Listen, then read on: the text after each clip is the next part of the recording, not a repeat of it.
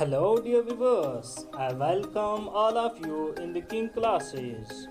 Today, it's our third lecture of current affairs, and today we are going to show you information of 19th June 2020. Hope you are all enjoying our videos. Must watch, do share, and don't forget to subscribe to get the video first. Thanks for watching. Keep supporting.